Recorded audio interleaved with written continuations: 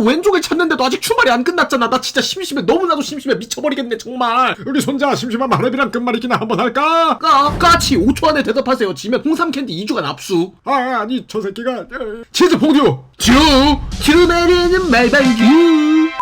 안녕하세요. 말방구에 참 싶어서 딴테고 드리겠습니다. 맞습니다. 주말에는 말방규. 그래서 오늘 또 다른 재밌는 제품을 가지고 나왔는데요. 기존 스마트워치는 단순하게 발목에만 작용하는 거였다면 오늘 제가 준비한 스마트워치는 글쎄 놀랍게도 도킹 스테이션을 덤으로 제공하고 있었습니다. 스마트워치의 변신은 무제? 그것도 10만 원에 말이죠. 과연 이번 제품 쓸만하긴 할까요? 그래서 준비를 한번 해봤습니다.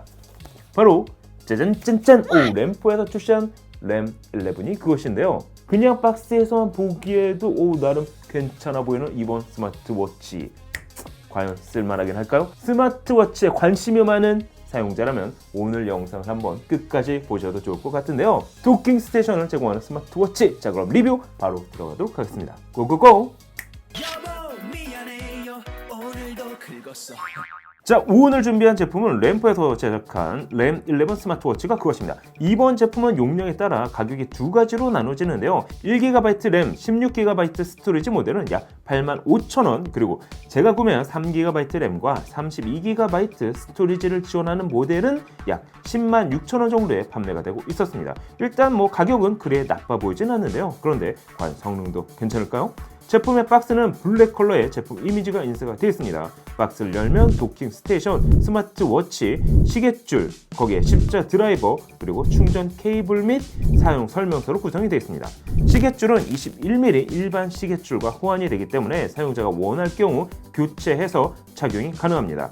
10만원대 제품 치고는 나름 메탈 소재를 사용하고 있는데요. 원형이 아닌 사각형의 디자인이 되어 있다는 것은 좀 아쉽긴 했습니다. 하단에는 200만 화소의 카메라가 탑재가 되어 있습니다. 사실 해상도는 낮아 사용 빈도가 그리 높지는 않지만 그래도 나름 페이스 언락 기능까지 지원하고 있었는데요. 인식률은 크게 기대하지 않는 게 좋을 것 같습니다. 시계줄의 경우에는 고무 소재로 제작이 됐는데요. 착용감은 그다지 나쁘지는 않았습니다. 디스플레이는 1.54인치 320x320 해상도를 지원하는 TFT LCD 터치 패널이 사용이 되었습니다. 대부분의 컨트롤은 터치로 할 수가 있었는데요. 측면에 있는 버튼은 전원 버튼이라고 보시면 될 것 같습니다. 사이즈는 40x50mm, 그리고 두께는 약 17mm로 기존 스마트워치에 비해 좀 두꺼운 편에 속했는데요. 중량은 66g, 애플워치 38mm 모델과 비교를 하면은 약 2.5배 정도 무거운 편에 속합니다. 아무래도 메탈 소재를 사용했기 때문에 중량은 어쩔 수 없어 보이는데요. 따라서 이번 스마트워치는 좀 두껍고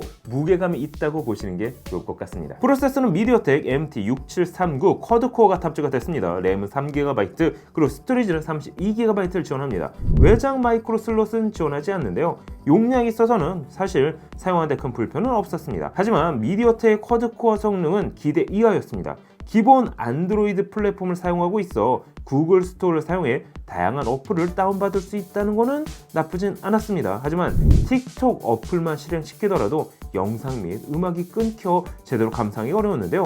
그런데 유튜브는 그래도 틱톡만큼 끊기지는 않았습니다. 참고로 이번 제품은 유심을 지원하고 있기 때문에 국내 SK 그리고 KT, LT 유심을 사용해 전화는 물론 문자, 거기에 데이터 사용까지 가능했는데요. 따라서 스마트폰과 연동하지 않고 독자적인 카톡 및 어플 사용이 가능하다는 장점을 가지고 있습니다. 하지만 국내 U+ 유심은 지원하지 않습니다. 배터리는 600mAh, 그리고 도킹 스테이션은 1200mAh를 지원하고 있습니다. 실제 사용해본 결과 최적화의 문제인지는 몰라도 생각보다 어플 설치 및 사용에 있어서 발열감이 있었는데요.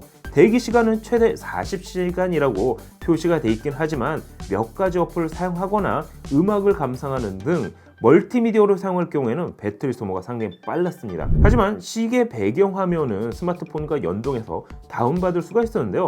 일부 배경화면은 마치 애플워치를 보는 듯한 느낌까지도 들었습니다. 어쨌든 다양한 배경화면을 무료로 사용할 수 있다는 점은 마음에 들었습니다. 또한 블루투스 4.0을 지원하고 있기 때문에 스마트워치와 연동을 해서 무선 이어폰으로 통화 및 음악 감상도 가능했는데요. 거기에 GPS가 탑재되어 있기 때문에 구글 맵을 통해 위치 확인도 가능했습니다. 국내 어플의 경우 카카오 내비를 사용할 수가 있었는데요. 다만 어디까지나 구동이 된다 정도로만 생각하시는 게 정신 건강에는 이롭습니다. 언어 지원은 한글도 지원하고 있지만 수신된 메시지를 보면 글자가 너무 작아서 눈이 아플 정도였는데요. 자, 그럼 스마트워치 헬스 관련 기능 어떨까요? 일단 심박동 측정, 만보기 기능, 그리고 칼로리 계산기 기능을 지원하고 있습니다. 거기에 이어 각종 스포츠 활동에 따른 칼로리 계산기 측정 기능을 지원하고 있는데요. 또한 이번 제품은 도킹 스테이션을 함께 제공을 해주고 있습니다. 스마트워치를 이렇게 분리해 도킹 스테이션에 연결하면 충전과 함께 보다 높은 출력의 사운드를 즐기실 수가 있습니다.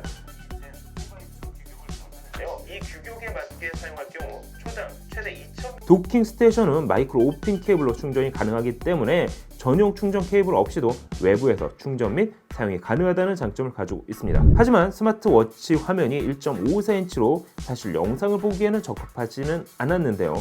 그래도 도킹 스테이션에 물리면 아쉬운 대로 유튜브 정도는 시청이 가능했습니다. 거기에 이어 1200mAh의 내장 배터리가 탑재가 됐기 때문에 단독으로 스마트워치를 사용할 때보다는 배터리 시간을 최대 2배까지 늘릴 수가 있었습니다. 하지만 외부에 나갈 경우 도킹 스테이션을 함께 가지고 나간다는 건 솔직히 좀 번거롭긴 했는데요. 그럴 바에는 오히려 그냥 스마트폰을 들고 다니면 됐기 때문이죠. 자, 그럼 정리를 한번 해보도록 할까요? 10만원 초반 메탈 소재, 거기에다 안드로이드 기반, 내가 원하는 어플을 설치해서 사용할 수 있다는 것도 나쁘지 않았습니다. 거기에 SKT, KT 유심을 사용을 하면 독립적으로 스마트폰 없이도 스마트워치를 사용할 수가 있었는데요. 여기까지 들으면 상당히 좋아 보였습니다만 약간 두껍고 66g이라는 좀 무게감이 나가는 건 아쉽게 느껴지긴 했는데요. 빠른 배터리 소모량, 거기에 알람 메시지는 너무 작아서 눈에 보이지 않을 정도였습니다. 뿐만 아니라 느린 반응 속도 역시 아쉽게 느껴지긴 했는데요. 아무래도 10만원대 초반에 도킹 스테이션까지 제공을 해주다 보니까 가격과 성능 모든 걸 만족시키지는 못했던 것 같습니다. 여러분이 보시기엔 어떠신가요? 하지만 맞습니다. 언제나 그렇듯 선택은 소비자의 몫이겠죠. 항상 진개우제미 테크의 말방구 실험실. 아직도 구독과 추천을 안 누르셨다고요? 그럼 지금 바로 옆에 있는 구독과 알람 버튼 꾹꾹 눌러주시기 바랍니다. 그럼 저는 다음에 또 다른 재밌는 테크 얘기로 다시 찾아뵙도록 하겠습니다. 지금까지 말방구 실험실 프로서 딴뜨공 딜비스였습니다. 감사합니다. 여러분 안녕. 짠. 윈도우 교류 일주일째. 네, 제발 좀 잡혀라. 형아, 아직도 신호가 안 잡혀. 아니, 배터리도 이제 얼마 없잖노. 잡혔다. 거기서 빨리 구조 요청을 해, 형. 아니, 잠깐만. 오늘은 평일에도 야, 이 미친.